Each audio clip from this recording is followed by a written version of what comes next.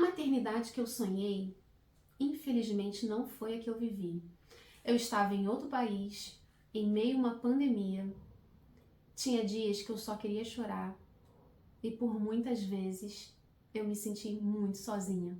Mas foi aí que eu descobri que eu tinha uma força que eu não imaginava que eu tinha. Olá, sejam muito bem-vindos ao nosso canal. No vídeo hoje, que é o terceiro vídeo dessa série, se você não assistiu os anteriores, eu vou deixar linkado aqui para depois você assistir. Meu nome é Giliane Moraes, eu sou mãe, imigrante, empreendedora em outro país. Vale ressaltar porque isso é bem diferente. Estou aqui no YouTube organizando a minha história para servir outras mulheres. Então, se você está numa fase de recomeços e quer ouvir histórias que vão te impulsionar, fique aqui com a gente. Se inscreve no canal, porque eu tenho certeza que vamos construir uma comunidade incrível onde juntas somos muito mais fortes. E aquilo que parecia impossível, aquilo que parecia não ter saída, aquilo que parecia sim ser minha morte. Mas Jesus mudou a minha sorte e eu sou um milagre e meu filho também. E estamos aqui. Eu não sei se você reparou, mas isso é uma música que eu gosto muito de ouvir e fala muito da minha história.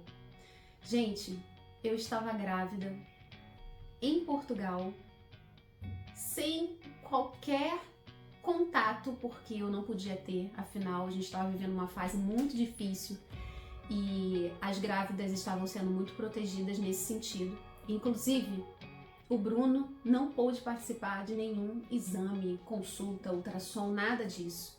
Só para você ter uma ideia, quando eu soube do sexo do bebê, eu pedi para a médica escrever num papel, colocar no envelope para eu abrir junto com o Bruno.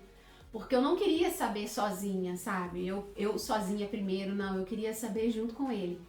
E ela foi muito carinhosa, escreveu no papel, me deu no envelope e eu abri do lado de fora da consulta, né? Porque regras são regras, né? Mas ele não podia entrar, mas ele me levava até a porta. Pronto, mas a gente obedecia, não é mesmo? E assim foi a minha gravidez toda. A começar no trabalho, eu não sei se vocês se recordam, mas eu já falei no vídeo anterior que eu trabalhava num armazém, aonde pegava muito pesado. Mas também tinha uma parte do trabalho que era sentado assim, na cadeira, no computador.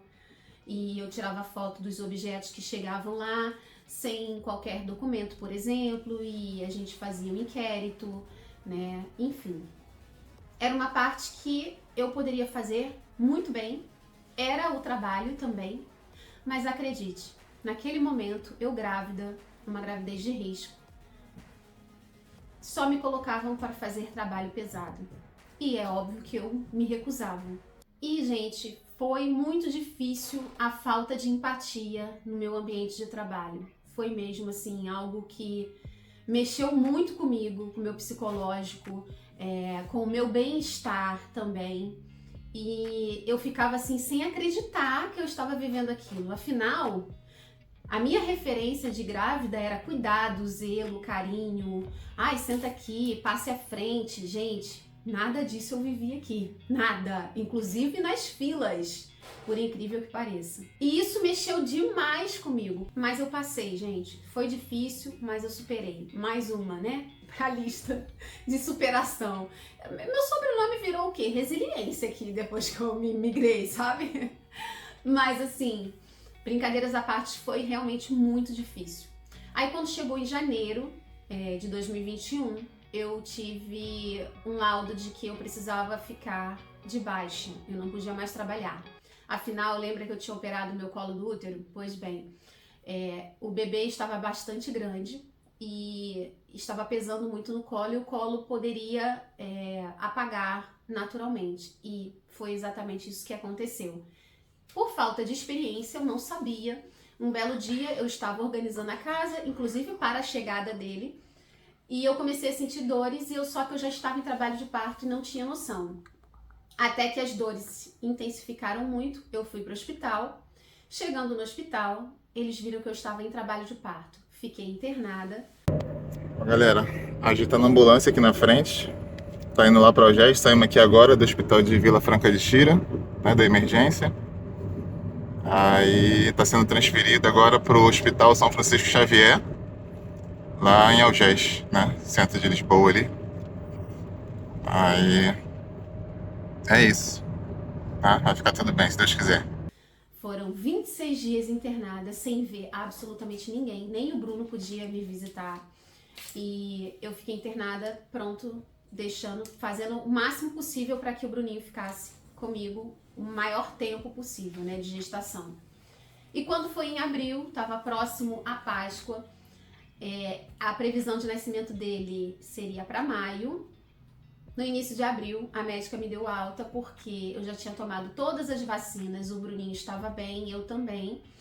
E pronto, precisava liberar o leito, né, para pessoas com problemas maiores, né, que precisavam mesmo estar ali. E também porque se o Bruninho nascesse, não teria problema algum, porque ele já estava preparado para vir ao mundo. Então ela me deu alta. Olha quem tá vindo lá.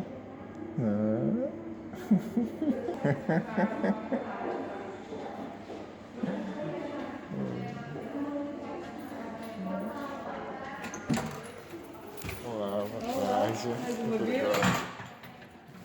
Vai atrás da encomenda. Sim. Já está cansada de nós? Você vai embora aí, E ela falou assim, te vejo no dia 9 de abril para uma revisão. Gente, 9 de abril é aniversário do Bruno, pai. Então a gente virou piada isso, que eu falei, não é possível, será que o Bruninho vai nascer no dia do aniversário do pai? Pois vocês acreditam que esse menino nasceu no dia do aniversário do pai. Foi assim, incrível, na madrugada do dia 9, a bolsa estourou, eu tava deitada, dormindo, ela estourou e fomos correndo pro hospital e ele nasceu, graças a Deus, com muita saúde. Bom, mais uma vez eu pensei, agora sim, tá tudo resolvido. Pois bem, fiquei eu internada no meu pós-parto. Porque assim, eu não comentei aqui na história, mas em 2004, né, alguns bons anos atrás, eu retirei o ovário direito. Eu tive uma cirurgia muito grande. E devido a essa cirurgia de 2004, eu tive complicações no pós-parto. Eu não sei explicar bem, gente, tecnicamente, mas, enfim, as movimentações dos órgãos, de tudo, mais as aderências que ficaram no meu abdômen, que foi uma cirurgia muito grande, eu tenho uma cicatriz de fora a fora, assim, na barriga. O que aconteceu? Elas fizeram uma obstrução intestinal. E foi muito sério, eu quase fui para a sala de cirurgia, mas Deus foi maravilhoso, cuidou muito de mim. E eu só precisei ficar internada alguns dias. E nesses dias eu tomei antibióticos, enfim, eles conseguiram reverter o quadro e eu tive alta e voltei para casa. O Bruninho estava completando 1 mesinho de vida. Ele só amamentava no peito, mas nesse período eu não conseguia amamentá-lo. E foi assim, surreal que a gente viveu, porque esse momento foi tão delicado, que nós precisamos de ajuda e muitas pessoas ajudaram a gente. Foi uma corrente do bem, assim, fora da curva. Eu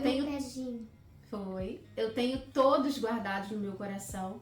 Mesmo hoje, a gente não tendo mais contato com a maioria deles, porque, pronto, vida de imigrante é muito corrida, cada um segue sua vida e a gente foi assim que aconteceu.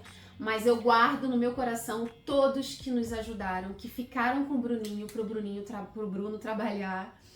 E para representar todas essas pessoas, eu quero deixar aqui o meu agradecimento.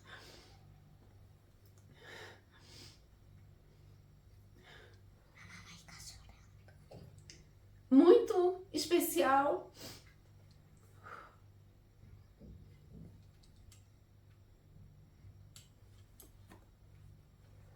Espera, dá stop aí. Você quer ficar aqui comigo? Tá bem. Então dá um olá pro YouTube. Olá, YouTube. Tudo bem? Agora um beijo. Vai lá pro papai. Dá um beijo. Ai, que delícia. Vai lá no papai agora. Então, assim, eu quero agradecer imensamente a Elisângela, que também teve filho, a Ângela, na mesma altura que eu, alguns dias antes, 22 dias antes, para ser mais exata. e nós nos conhecemos lá no armazém onde trabalhávamos e ela engravidou praticamente na mesma época que eu. Ela também é um grande milagre de Deus, porque ela tinha acho que 30% de chance de engravidar novamente e ela engravidou. E Deus cuidou tanto de cada detalhe porque ela acabou precisando amamentar o Bruninho pra mim. E inclusive ela até dormiu uma noite com o Bruninho e cuidou dele como se fosse a filha dela. Os dois ficavam no mesmo berço, porque eu internada, né, não tinha como o Bruno não podia parar de trabalhar na altura, por questões, burocráticas aqui de imigração, e o Bruno não podia parar de trabalhar. E ao mesmo tempo, a gente precisava de alguém para estar com o Bruninho, e a nossa rede de apoio foi com pessoas assim que eu nunca imaginei na minha vida. Então, assim, a minha eterna gratidão a Elisângela, que dividiu aí o leitinho da Ângela com o Bruninho, e ele muito esfomeado, inclusive. E depois, né, o Bruno também aprendeu qual seria o leite, enfim. Que aí vem outra grande mulher que fez total diferença. Aliás, duas, né, porque minha mãe estava o tempo todo comigo. Essa daí eu não tenho nem, tadinha, vivendo o luto também, né, o luto dela, e ao mesmo tempo cuidando de mim, mesmo distante. E a minha madrinha Cândida, que também, nossa, gente, parecia que ela estava aqui, assim, ó, do meu lado. Ela é uma excelente, grande enfermeira. E parecia que ela estava ali junto, sabe? A minha vontade era que no parto tivesse colocado a videochamada para ela acompanhar, como se ela fizesse parte da equipe, entendeu? E assim, ela ajudou o Bruno na escolha do leite, porque foi tudo muito em cima da hora, afinal a gente não esperava isso, né? Mas tudo se resolveu, graças a Deus, passou. Bom, gente, eu acho que não tem melhor palavra do que essa pra gente escrever aqui no comentário do que milagre. Afinal, eu sou um milagre, meu filho é um milagre, e Deus colocou anjos tão incríveis na minha vida que eu só tenho a agradecer. Então comenta aqui milagre para eu saber que você também percebeu o quão Deus foi grandioso e maravilhoso na minha vida. Comenta aqui milagre, tá bem? Ah, mas não fica por aí não, gente. Voltei pra casa, agora vai vir creche, retorno ao trabalho, eu ficando louca. Mas isso é tema para um próximo vídeo, combinado? Aliás, é o último da série, hein? Então, se você não se inscreveu ainda, se inscreva no canal, já deixa seu like. E se você não assistiu os outros vídeos, eu vou deixar aqui linkado para que você possa acompanhar desde a nossa saída do Brasil até o vídeo de hoje, e que em breve teremos o quarto e o último, tá bem? Um beijo no seu coração e até o próximo vídeo. Tchau!